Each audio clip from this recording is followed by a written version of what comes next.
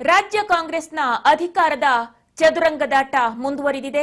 ಹೊಸ ತಿರುವನ್ನ ಪಡೆದಿದೆ. ಮುಖ್ಯಮಂತ್ರಿ ಕುರ್ಚಿ ಕಾಳಗ. ಪವರ್ ಶೇರಿಂಗ್ ಫೈಟ್ ನಲ್ಲಿ ದಿನಕ್ಕೊಂದು ಟರ್ನ್ ಸಿಗ್ತಾ ಇದೆ. ಸಿದ್ದರಾಮಯ್ಯ 5 ವರ್ಷ ಜಪ ಮಾಡ್ತಾ ಇದ್ರೆ ಶಿವಕುಮಾರ್ ಮೌನ ವಹಿಸಿದ್ದಾರೆ. 2 ದಿನ ಸೈಲೆಂಟ್ ಆಗಿದ್ದ ಡಿಸಿಎಂ ಡಿಕೆ ದಿಢೀರಂತ ಪ್ರವಾಸವನ್ನ ಕೈಗೊಂಡಿದ್ದಾರೆ. ದೇವರ ಮನೆ ಕದವನ್ನ ತಟ್ಟಿದ್ದಾರೆ. ಸಿಎಂ ಸ್ಥಾನದ ಆಕಾಂಕ್ಷಿ ಡಿಕೆಶಿ ಶ್ರದ್ಧೆ, ನಂಬಿಕೆ ಮತ್ತು ತಾಳ್ಮೆಯ ಜಪವನ್ನ ಮಾಡ್ತಾ ಇದ್ದಿದ್ದು ಯಾಕೆ ಅನ್ನುವಂಥದ್ದು ಈಗ ಎಲ್ಲರನ್ನೂ ಕಾಡ್ತಾ ಇದೆ. ಛಲಬಿಡದ ಶೂರ, ವಿರೋಧಿಗಳಿಗೆ ಕೊಟ್ರ ಸಂದೇಶ ಅನ್ನುವಂತಹ ಗುಮಾನಿ ಇದೀಗ ಶುರುವಾಗಿದೆ.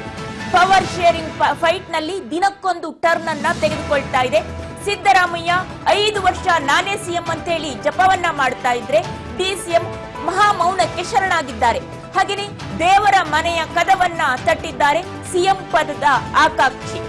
ಡಿಕೆಶಿ ಶ್ರದ್ಧೆ, ನಂಬಿಕೆ ಮತ್ತು ತಾಳ್ಮೆಯ ಜಪವನ್ನ ಮಾಡ್ತಾ ಇರೋದು ಯಾಕೆ ಅಂತ ಅವರು ಬೆಂಬಲಿಗರು ಕೇಳ್ತಾ ಇದ್ದಾರೆ. ಹಾಗಾಗಿ ಛಲಬಿಡದ ಶೂರ, ವಿರೋಧಿಗಳಿಗೆ ಮೌನದ ಮೂಲಕ ಸಂದೇಶವನ್ನ ಕೊಟ್ರ, ಶ್ರದ್ಧೆ, ನಂಬಿಕೆ, ತಾಳ್ಮೆ ಮಾತುಗಳನ್ನ ಆಡ್ತಾನೆ ಸಂದೇಶವನ್ನ ನೀಡಿದ್ರ ಅಂತೇಳಿ ಅವರ ಬೆಂಬಲಿಗರು ಕೇಳ್ತಾ ಇದ್ದಾರೆ.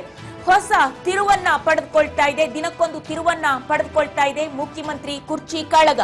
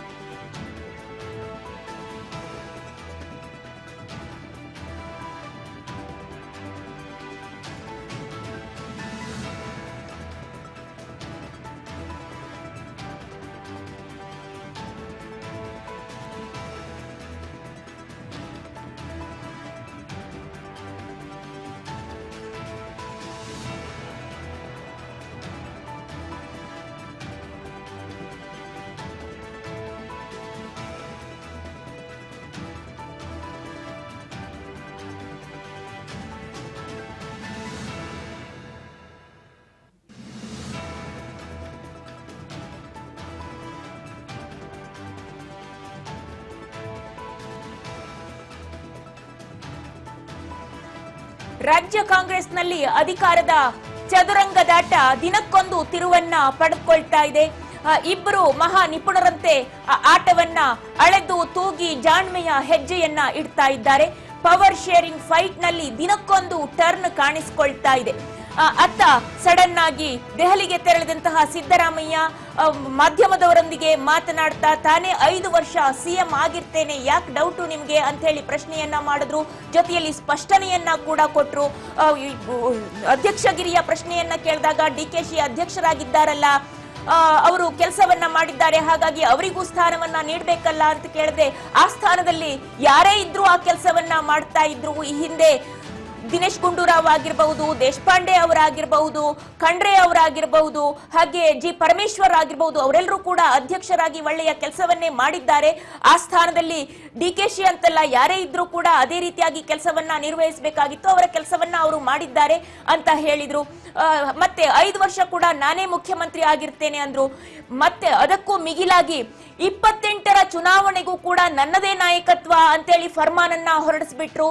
ದೆಹಲಿಯ ಅಂಗಳದಿಂದಲೇ ಮಾಧ್ಯಮದ ಮೂಲಕ ಸಂದೇಶವನ್ನ ಕೊಟ್ರು. ಆ ಮೂಲಕ ಹೈಕಮಾಂಡ್ ಏನು ಸಿದ್ದರಾಮಯ್ಯ ಅವರಿಗೆ ಟಾಂಗನ್ನ ಕೊಡಬಹುದು ಅಥವಾ ಅವರನ್ನ ಪಟ್ಟದಿಂದ ಇಳಿಸಬಹುದು ಅನ್ನುವ ಆತಂಕ ಏನಿತ್ತು ಅದನ್ನು ಕೂಡ ದೂರ ಮಾಡಿಕೊಂಡ್ರು. ಮಾಧ್ಯಮದಲ್ಲಿ ಹೇಳಿಕೆಯನ್ನ ನೀಡುವ ಮೂಲಕ ತನಗೆ ಅವರಿಗೆ ಬೇರೆ ಮಾರ್ಗವನ್ನು ಉಳಿಸದ ರೀತಿಯಲ್ಲಿ ಅವರು ಜಾಣ್ಮೆಯ ಹೆಜ್ಜೆಯನ್ನ ಇಟ್ರು. ಇದು ಡಿಕೆಶಿಯ ಬಾಯಿಗೂ ಕೂಡ ಬೀಗವನ್ನ ಹಾಕದೆ ಹಾಗೆ ಆಯ್ತು. ಏನ್ ಮಾಡಬೇಕು, ನೆಕ್ಸ್ಟ್ ಹೆಜ್ಜೆ, ನೆಕ್ಸ್ಟ್ ಮೂವ್ ಹೇಗಿರಬೇಕು ತಮ್ದು ಅನ್ನುವ ಚಿಂತನೆಯಲ್ಲಿ ಬಿದ್ರು. ಆ ಸಂದರ್ಭದಲ್ಲಿ ಅವರು ಸಂಪೂರ್ಣ ಮಹಾಮೌನಕ್ಕೆ ಶರಣಾದ್ರು. ಮತ್ತೆ ಹಾಗೆ ಅಲ್ಲಿ ಏನು ರಾಹುಲ್ ಗಾಂಧಿ ಅವರನ್ನ ಭೇಟಿ ಮಾಡೋದಕ್ಕೆ ಅವಕಾಶವನ್ನ ಕೇಳಿದ್ರು, ಆ ಅವಕಾಶ ಕೂಡ ಅವರಿಗೆ ದಕ್ಕಲಿಲ್ಲ. ಮುಂದಿನ ಬಾರಿಗೆ ಭೇಟಿ ಆಗುವುದಾಗಿ ತೀರ್ಮಾನವನ್ನ ತೆಗೆದುಕೊಂಡ್ರು ಇಬ್ರು ನಾಯಕರು ಕೂಡ. ಹಾಗೆ ವಾಪಸ್ ಆದಂತಹ ಡಿಕೆ ಶಿವಕುಮಾರ್ ಅವರು ದೇವಾಲಯಗಳ ಪ್ರವಾಸವನ್ನ ಕೂಡ ಕೈಗೊಂಡ್ರು. ಆ ಸಂದರ್ಭದಲ್ಲಿ ಶ್ರದ್ಧೆ, ನಂಬಿಕೆ, ತಾಳ್ಮೆಯ ಪಾಠವನ್ನ ಕೂಡ ಮಾಡೋದಕ್ಕೆ ಶುರು ಮಾಡಿದ್ರು. ಸಿಎಂ ಸಂದೇಶದ ಬಳಿಕ 2 ದಿನ ಸೈಲೆಂಟ್ ಆಗಿದ್ದಂತಹ ಡಿಕೆಶಿ ರಾಹುಲ್ ಭೇಟಿಯಾಗದೆ ವಾಪಸ್ ಆಗಿದ್ರು. ಸಿಎಂ ಮತ್ತು ಡಿಸಿಎಂ ಸಾಯಿಬಾಬನ ದರ್ಶನದ ಬೆನ್ನಲ್ಲೇ ವರಿಷ್ಠರ ಸಂದೇಶ ಕೂಡ ಬಂತು. ಪುಣೆಯಿಂದ ನೇರವಾಗಿ ದೆಹಲಿಗೆ ತೆರಳಿದ್ರು ಡಿಕೆಶಿ ಅವರು. ವರಿಷ್ಠರು ಯಾವ ಆಹ್ವಾನವನ್ನ ಕೊಟ್ಟಿಲ್ಲ ಅಂತ ಹೇಳ್ತಾ ಇದ್ದಾರೆ ಡಿಕೆಶಿ. ಖಾಸಗಿ ಕಾರ್ಯಕ್ರಮಕ್ಕಾಗಿ ಹೋಗ್ತಿದ್ದೀನಿ ಅಂತ ಹೇಳಿದ್ರು. ಹಾಗೇನೆ ಕಾರ್ಯಕ್ರಮಗಳಿಗೆ ರಾಜಕೀಯದ ಬಣ್ಣ ಬೇಡ ಅಂತ ಕೂಡ ಈ ಸಂದರ್ಭದಲ್ಲಿ ಡಿಕೆ ಶಿವಕುಮಾರ್ ಅವರು ಹೇಳಿದ್ರು. ಖಾಸಗಿ ಕಾರ್ಯಕ್ರಮ ನಾನು ಹೋಗ್ತಾ ಇರೋದು, ಎಲ್ಲದಕ್ಕೂ ಕೂಡ ರಾಜಕೀಯದ ಬಣ್ಣ ಬಳಿಯೋದು ಬೇಡ ಅಂತ ಕೂಡ ಈ ಸಂದರ್ಭದಲ್ಲಿ ಹೇಳಿದ್ರು.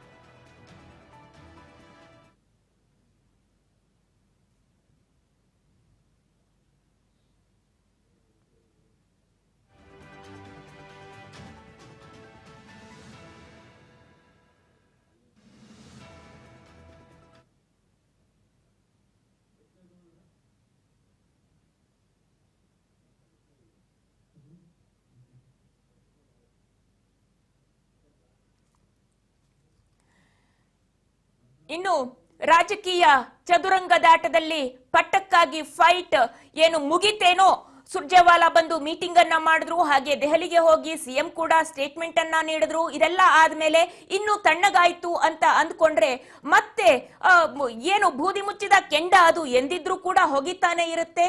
ಯಾವತ್ತು ಜ್ವಾಲೆ ಸ್ಫೋಟಗೊಳ್ಳುತ್ತೆ, ಜ್ವಾಲೆ ಇನ್ನಷ್ಟು ತನ್ನ ಕೆನ್ನಾಲ್ಗೆನ ಚಾಚಿ ಆಚೆ ಬರುತ್ತೆ ಅನ್ನೋದು ಗೊತ್ತಾಗೋದಿಲ್ಲ. ಆ ರೀತಿಯಲ್ಲಿ ಇರುವಂತದ್ದು ಕಾಂಗ್ರೆಸ್ ಪಾಳ್ಯದಲ್ಲಿ ಒಂದು ವಾತಾವರಣ. ಯಾಕೆಂದ್ರೆ ಇದೀಗ ಮುಖ್ಯಮಂತ್ರಿ ಪಟ್ಟಕ್ಕಾಗಿ ಫೈಟ್, ಮುಖ್ಯಮಂತ್ರಿ ಗಾದಿ ಸಿಗಬೇಕು ಡಿಕೆ ಶಿವಕುಮಾರ್ ಅವ್ರಿಗೆ ಅಂತ ಹೇಳಿ ಬ್ಯಾಟ್ ಅನ್ನ ಮಾಡ್ತಾ ಇದ್ರು. ಆದ್ರೆ ಇದೀಗ ಏನಾಗಿದೆ ಅಂದ್ರೆ ಕೈಪಾಳ್ಯದಲ್ಲಿ ಕೆಪಿಸಿಸಿ ಅಧ್ಯಕ್ಷಗಿರಿ ತಮಗೆ ಬೇಕು, ಕೆಪಿಸಿಸಿ ಅಧ್ಯಕ್ಷರಿಗೆ ಬದಲಾವಣೆ ಮಾಡಬೇಕು ಅನ್ನುವಂತಹ ವಿಚಾರ ಇದೀಗ ಮುನ್ನೆಲೆಗೆ ಬಂದು ನಿಂತಿರುವಂತದ್ದು.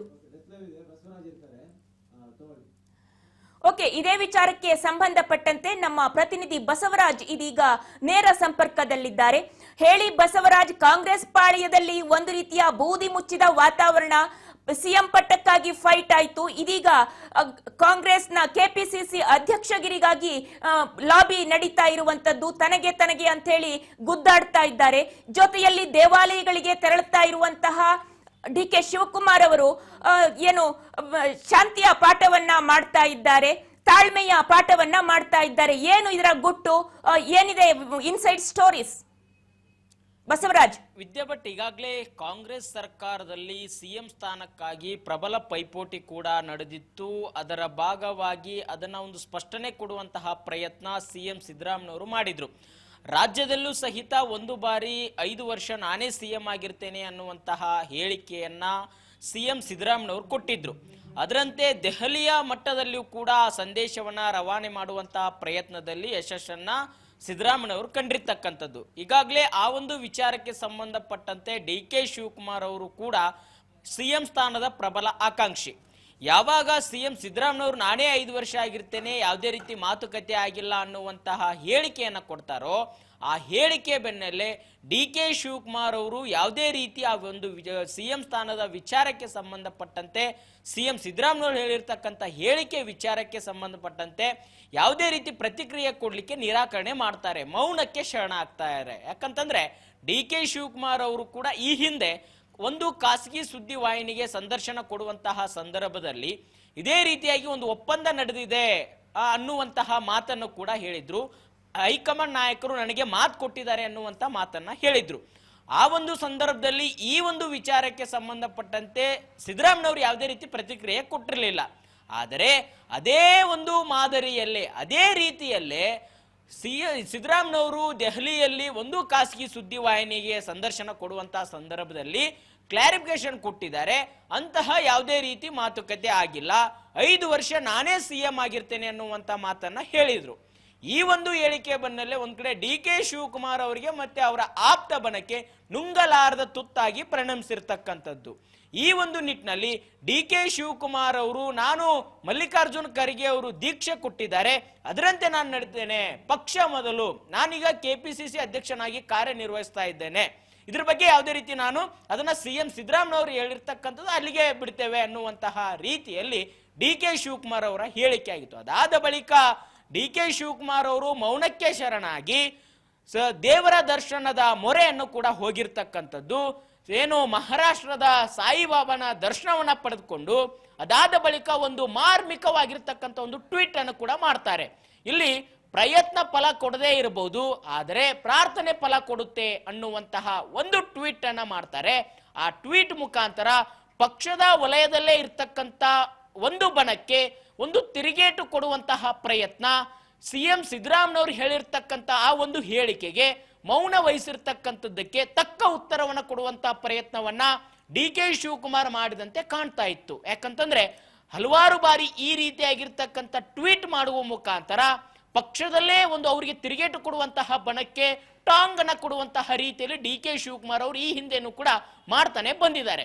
ಅದೇ ರೀತಿಯಲ್ಲಿ ಯಾವಾಗ CM ಸಿದ್ದರಾಮಯ್ಯನವರು 5 ವರ್ಷ ನಾನೇ CM ಆಗಿರ್ತೇನೆ, DK ಶಿವಕುಮಾರ್ ಇವ್ರಿಗೆ ಅಷ್ಟೊಂದು ಶಾಸಕರ ಬೆಂಬಲ ಇಲ್ಲ ಅನ್ನುವಂತಹ ಹೇಳಿಕೆಯನ್ನ ಕೊಡ್ತಾರೋ ಅವಾಗ ಡಿಸ್ಟರ್ಬ್ ಆಗಿರ್ತಕ್ಕಂಥ DK ಶಿವಕುಮಾರ್ ಅವರು ದೇವರ ದರ್ಶನವನ್ನ ಪಡೆದುಕೊಂಡು ಈ ರೀತಿಯಾಗಿರ್ತಕ್ಕಂಥ ತಮ್ಮ ಒಂದು ಸಾಮಾಜಿಕ ಜಾಲತಾಣದ ಮುಖಾಂತರ ಒಂದು ಸಂದೇಶವನ್ನ ರವಾನೆ ಮಾಡ್ತಾರೆ.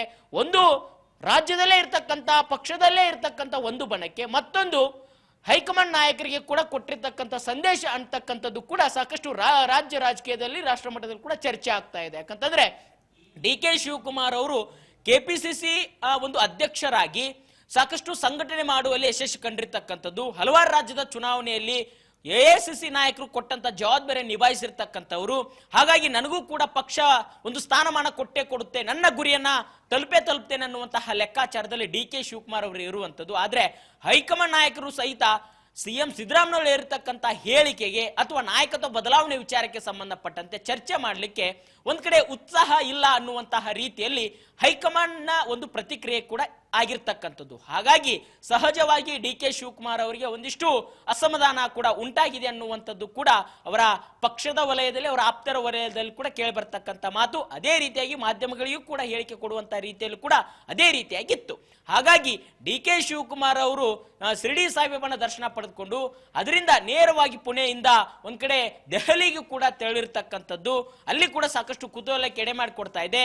ಸಿದ್ದರಾಮಯ್ಯನವರು DK ಶಿವಕುಮಾರ್ ಇಬ್ರು ದೆಹಲಿ ಇರುವಂತಹ ಸಂದರ್ಭದಲ್ಲಿ ಅವರಿಗೆ ಹೈಕಮಾಂಡ್ ನಾಯಕರು ಭೇಟಿಗೆ ಅವಕಾಶ ಕೊಡಲ್ಲ, ರಾಹುಲ್ ಗಾಂಧಿ ಅವರು ಕೂಡ ಅವಕಾಶ ಕೊಡೋದಿಲ್ಲ. ಈ ಒಂದು ನಿಟ್ಟಿನಲ್ಲಿ ಮತ್ತೆ ಅವ್ರನ್ನ ಭೇಟಿ ಮಾಡುವಂತಹ ಪ್ರಯತ್ನಕ್ಕೆ DK ಶಿವಕುಮಾರ್ ಅವರು ಮುಂದಾದ್ರ ಅನ್ನುವಂತಹ ಚರ್ಚೆಗಳು ಕೂಡ ಶುರುವಾಗಿದೆ. ಆದ್ರೆ DK ಶಿವಕುಮಾರ್ ಅವರು ಹೇಳಿದ್ದಾರೆ, ನಾನು ದೆಹಲಿಗೆ ಹೋಗಿರ್ತಕ್ಕಂಥದ್ದು ಖಾಸಗಿ ಕಾರ್ಯಕ್ರಮದ ನಿಮಿತ್ತವಾಗಿ, ಇದಕ್ಕೆ ರಾಜಕೀಯ ಬಣ್ಣ ಬೆಳೆಯೋದು ಬೇಡ ಅನ್ನುವಂತಹದ್ದನ್ನು ಕೂಡ ಅವರೇ ಒಂದು ಅವರ ಟ್ವಿಟರ್ ಖಾತೆಯಿಂದ ಕೂಡ ಹೇಳಿಕೆಯನ್ನು ಕೂಡ ಕೊಟ್ಟಿರ್ತಕ್ಕಂಥದ್ದು. ಅವರು ಹೇಳಿಕೆಯನ್ನು ಕೊಟ್ಟಿರಬಹುದು, ಆದ್ರೆ ರಾಜಕೀಯ ವಲಯದಲ್ಲಿ ಚರ್ಚೆ ಆಗಿರ್ತಕ್ಕಂಥದ್ದು. ಈಗಾಗಲೇ ಡಿಸ್ಟರ್ಬ್ ಆಗಿರ್ತಕ್ಕಂಥ DK ಶಿವಕುಮಾರ್ ಅವರು ನೇರವಾಗಿ ತಮ್ಮ ಒಂದು ರಣತಂತ್ರ ಏನಿದೆ, ತಮ್ಮ ಒಂದು ಗುರಿ ಏನಿದೆ, ಅದನ್ನ ನಾನು ಸಾಧಿಸಲೇಬೇಕು, ಹೈಕಮಾಂಡ್ ನಾಯಕರ ಮಟ್ಟದಲ್ಲಿ ಇದಕ್ಕೆ ಒಂದು ಕ್ಲಾರಿಫಿಕೇಶನ್ ಕೊಡಬೇಕು. ಯಾವಾಗ CM ಸಿದ್ದರಾಮಯ್ಯ ನಾನು 5 ವರ್ಷ ನಾನೇ CM ಆಗಿರ್ತೇನೆ, DK ಶಿವಕುಮಾರ್ ಅವರಿಗೂ ಕೂಡ ಕೆಲವಷ್ಟು ಶಾಸಕರ ಬೆಂಬಲ ಇರಬಹುದು ಅನ್ನುವಂತ ಹೇಳಿಕೆಯನ್ನು ಕೊಡ್ತಾರೆ. ಯಾವುದೇ ರೀತಿ ಮಾತುಕತೆ ಆಗಿಲ್ಲ ಅನ್ನುವಂತ ಹೇಳಿಕೆಯನ್ನು ಕೊಡ್ತಾರೆ. ಹಾಗಾಗಿ ಇದಕ್ಕೆಲ್ಲವೂ ಕೂಡ ಇತಿಶ್ರೀ ಆಡಬೇಕು. ಇನ್ನೊಂದು ಕಡೆ KPCC ಅಧ್ಯಕ್ಷ ಸ್ಥಾನಕ್ಕೂ ಕೂಡ ಪ್ರಬಲ ಪೈಪೋಟಿಯನ್ನು ನಡೆಸಿದ್ದಾರೆ. ನನ್ನ ಕೊಟ್ಟಿರ್ತಕ್ಕಂಥ ಮಾತಿನಂತೆ ಯಾವುದೇ ರೀತಿ ಕೂಡ ನಡೆದಿಲ್ಲ, ಆದ್ರೆ ನಾನು ಯಾವ ರೀತಿಯಾಗಿ KPCC ಅಧ್ಯಕ್ಷ ಸ್ಥಾನ ಬಿಟ್ಕೊಳ್ಳಿ ಅನ್ನುವಂತ ಲೆಕ್ಕಾಚಾರದಲ್ಲಿ DK ಶಿವಕುಮಾರ್ ಅವರು ಇರುವಂತದ್ದು. ಇದಕ್ಕೆಲ್ಲವನ್ನು ಕೂಡ ಹೈಕಮಾಂಡ್ ನಾಯಕರ ಬಳಿಯ ಒಂದು ಉತ್ತರವನ್ನು ಕೊಡಿಸಬೇಕು ಅನ್ನುವಂತ ನಿಟ್ಟಿನಲ್ಲಿ DK ಶಿವಕುಮಾರ್ ಅವರು ಶತಾಗತೆ ಪ್ರಯತ್ನ ಮಾಡ್ತಾ ಇದ್ದಾರೆ. ಅದರ ಭಾಗವಾಗಿ ದೆಹಲಿಗೆ ತೆರಳಿದಾರೇನೋ ಅನ್ನುವಂತಹ ಚರ್ಚೆಗಳು ಕೂಡ ರಾಜಕೀಯ ವಲಯದಲ್ಲಿ ಆಗ್ತಾ ಇದೆ. ವಿದ್ಯಾ ಭಟ್. ಬಸವರಾಜ್, ಹಾಗೇನೆ ಏನು ಸಿದ್ದರಾಮಯ್ಯನವರು ಡಿಕೆಶಿ ಅವರಿಗೆ ಹೆಚ್ಚಿನ ಸಂಖ್ಯಾಬಲ ಇಲ್ಲ, ಅಷ್ಟೊಂದು ಶಾಸಕರ ಬಲ ಇಲ್ಲ ಅಂತ ಏನು ಸ್ಟೇಟ್ಮೆಂಟ್ ಅನ್ನ ಮಾಡಿದ್ರು, ಅದೇ ಸ್ಟೇಟ್ಮೆಂಟ್ ಹಾಂಟ್ ಮಾಡ್ತಾ ಇರುವಂತದ್ದು ಡಿಕೆ ಶಿವಕುಮಾರ್ ಅವರಿಗೆ. ಆ ನಿಟ್ಟಿನಲ್ಲಿ ತಮ್ಮ ತಮ್ಮ ಬಲವರ್ಧನೆಗಾಗಿ ಕೈಪಾಳ್ಯದ ಶಾಸಕರನ್ನೇ ತಮ್ಮತ್ತ ಸೆಳೆಯುವಂತಹ ಕೆಲಸಗಳು ಸಿದ್ದು ಡಿಕೆಯ ನಡುವೆಯೇ ಆಗ್ತಾ ಇದೆ ಅನ್ನುವಂತಹ ಮಾತುಗಳು ಕೇಳಿ ಬರ್ತಾ ಇದೆ. ಇದೇ ವಿಚಾರಕ್ಕೆ ಸಂಬಂಧಪಟ್ಟಂತೆ ಹೇಳೋದಾದ್ರೆ ವಿದ್ಯಾ ಭಟ್, ಇತ್ತೀಚೆಗೆ ಡಿ ಕೆ ಶಿವಕುಮಾರ್ ಅವರು ಕೂಡ ಸಿಎಂ ಆಗುವಂತಹ ಪ್ರಬಲ ಆಕಾಂಕ್ಷೆಯನ್ನ ಅದಕ್ಕೆಲ್ಲ ಏನ್ ತಯಾರಿ ಬೇಕೋ ಅವೆಲ್ಲ ತಯಾರಿನೂ ಕೂಡ ನಡೆಸ್ತಾ ಇದ್ರು. ಒಂದ್ ಕಡೆ ಈಗ ಸಿಎಂ ಸ್ಥಾನ ಆಯ್ಕೆ ಮಾಡುವಂತಹ ಸಂದರ್ಭದಲ್ಲಿ ಈಗ ಒಂದ್ ಕಡೆ ಸಿಎಂ ಸಿದ್ದರಾಮಯ್ಯನವರ ಒಂದು ಸ್ಥಾನವನ್ನ ಅವರು ಬಿಟ್ಕೊಡ್ಬೇಕು, ಹೈಕಮಾಂಡ್ ನಾಯಕರು ಒಂದ್ ಕಡೆ ಈ ನಾಯಕತ್ವ ಬದಲಾವಣೆ ವಿಚಾರಕ್ಕೆ ಸಂಬಂಧಪಟ್ಟಂತೆ ತೀರ್ಮಾನ ಮಾಡುವಂತಹ ಸಂದರ್ಭದಲ್ಲಿ ಅದಕ್ಕೆ ಏನೆಲ್ಲ ತಯಾರಿ ಬೇಕು, ಶಾಸಕರ ಸಂಖ್ಯಾಬಲ ಬೇಕು. ಒಂದ್ ವೇಳೆ ಮತವನ್ನ ಹಾಕ್ಲಿಕ್ಕೆ ಶಾಸಕರ ಗೌಪ್ಯ ಮತದಾನ ಮಾಡುವಂತಹ ಸಂದರ್ಭದಲ್ಲಿ ಮೆಜಾರಿಟಿ ಯಾರಿಗೆ ಬರುತ್ತೆ ಅವರು ಸಿಎಂ ಆಗ್ಲಿ ಅನ್ನುವಂತಹ ಲೆಕ್ಕಾಚಾರಕ್ಕೆ ಬಂದಂತಹ ಸಂದರ್ಭದಲ್ಲಿ ಅಲ್ಲಿ ಶಾಸಕರ ವಿಶ್ವಾಸವನ್ನ ಗಳಿಸುವಂತಹ ಪ್ರಯತ್ನದಲ್ಲಿ ಸಫಲರಾಗಿರ್ತಕ್ಕಂಥ ನಾಯಕನಿಗೆ ಸಿಎಂ ಸ್ಥಾನ ಕಟ್ಟುವಂತಹ ಪ್ರಯತ್ನ ಆಗಬಹುದು. ಹಾಗಾಗಿ ಡಿ ಕೆ ಶಿವಕುಮಾರ್ ಅವರು ಕೂಡ ಇತ್ತೀಚೆಗೆ ಶಾಸಕರಿಗೆ ಪ್ರತ್ಯೇಕವಾಗಿರ್ತಕ್ಕಂಥ ಸಮಯವನ್ನು ನಿಗದಿ ಮಾಡಿ ಅವರ ನಿವಾಸಕ್ಕೆ ಕರೆಸಿಕೊಂಡು ಅವರಿಗೆ ಏನೆಲ್ಲ ಒಂದು ಅನುದಾನ ಬೇಕು, ಏನೆಲ್ಲ ಅವ್ರ ಇಲಾಖೆ ಸಂಬಂಧಪಟ್ಟಂತೆ ಏನು ವಿಚಾರಗಳಿದಾವೆ, ಅವ್ರಿಗೆ ಏನು ಸಹಾಯ ಬೇಕು ಅವೆಲ್ಲವನ್ನು ಕೂಡ ಚರ್ಚೆ ನಡೆಸಲಿಕ್ಕೆ ಮುಕ್ತವಾಗಿರ್ತಕ್ಕಂಥ ಅವಕಾಶವನ್ನ ಶಾಸಕರಿಗೆ ಕೊಡುವಂತ ಪ್ರಯತ್ನವನ್ನ ಮಾಡಿರ್ತಕ್ಕಂಥದ್ದು. ಹಲವಾರು ಶಾಸಕರನ್ನ ಅವರ ನಿವಾಸಕ್ಕೆ ಕರೆಸಿಕೊಂಡು ಪ್ರತ್ಯೇಕವಾಗಿರ್ತಕ್ಕಂಥ ಭೇಟಿಯನ್ನ ಒಂದು ಅವರಿಗೆ ಅವಕಾಶ ಮಾಡಿಕೊಡುವಂತ ಪ್ರಯತ್ನವನ್ನು ಕೂಡ ಮಾಡಿದ್ರು. ಯಾವಾಗ ಶಾಸಕರ ಅಸಮಾಧಾನ ತೋರ್ತಾರೆ ಸಿಎಂ ಸಿದ್ದರಾಮಯ್ಯನವರು ಒಂದ್ ಕಡೆ ಎಲ್ಲೋ ಒಂದ್ ಕಡೆ ಅವರು ಶಾಸಕರಿಗೆ ಸಮಯಾವಕಾಶ ಕೊಡ್ತಾ ಇಲ್ಲ ಅನ್ನುವಂತಹ ರೀತಿಯಲ್ಲೂ ಕೂಡ ಕಾಂಗ್ರೆಸ್ ಪಕ್ಷದ ವಲಯದಲ್ಲಿ ಚರ್ಚೆ ಆಗುತ್ತೆ. ಯಾಕಂತಂದ್ರೆ ಆರೋಪಗಳ ಮೇಲೆ ಆರೋಪಗಳನ್ನ ಕಾಂಗ್ರೆಸ್ ಪಕ್ಷದ ಶಾಸಕರು ತಮ್ಮ ಸರ್ಕಾರದ ವಿರುದ್ಧವಾಗಿ ಮಾಡ್ಲಿಕ್ಕೆ ಹೋಗ್ತಾರೆ. ಹಾಗಾಗಿ ಈ ಒಂದು ನಿಟ್ಟಿನಲ್ಲಿ ಅದನ್ನ ಒಂದು ಎನ್ಕ್ಯಾಶ್ ಮಾಡಿಕೊಳ್ಳುವಂತ ಪ್ರಯತ್ನಕ್ಕೆ ಡಿ ಕೆ ಶಿವಕುಮಾರ್ ಅವರು ಮುಂದಾಗ್ತಾ ಇದ್ದಾರೆ. ಶಾಸಕರನ್ನ ಕರೆಸಿಕೊಳ್ಳುವಂತ ಪ್ರಯತ್ನ ಮಾಡ್ತಾರೆ, ಅವರ ಸಮಸ್ಯೆಗಳನ್ನ ಆಲಿಸುವಂತ ಪ್ರಯತ್ನ ಮಾಡ್ತಾರೆ. ಹೀಗೆ ತಮ್ಮ ಒಂದು ಗಟ್ಟಿತನವನ್ನ, ತಮ್ಮ ಒಂದು ತಂತ್ರಗಾರಿಕೆಯನ್ನ ಶಾಸಕರನ್ನ ಸೆಳೆಯುವಂತ ಪ್ರಯತ್ನಕ್ಕೆ ಡಿ ಕೆ ಶಿವಕುಮಾರ್ ಅವರು ಕೂಡ ಶತಾಯಗತೆ ಪ್ರಯತ್ನ ಮಾಡ್ತಾನೆ ಇದ್ರು. ಆದ್ರೆ ಇಂತಹ ಒಂದು ಸಂದರ್ಭದಲ್ಲಿ ಸಿಎಂ ಸಿದ್ದರಾಮಯ್ಯ ಹೇಳಿರ್ತಕ್ಕಂಥ ಆ ಒಂದು ಹೇಳಿಕೆ ದೊಡ್ಡ ಮಟ್ಟದಲ್ಲಿ ಡಿ ಕೆ ಶಿವಕುಮಾರ್ ಅವರನ್ನ ಗಾಸಿಗೊಳಿಸಿದೆ ಅನ್ನುವಂಥದ್ದು ಕೂಡ ಅವರ ಆಪ್ತರ ವಲಯದಲ್ಲಿ ಕೂಡ ಚರ್ಚೆ ಆಗ್ತಾ ಇದೆ.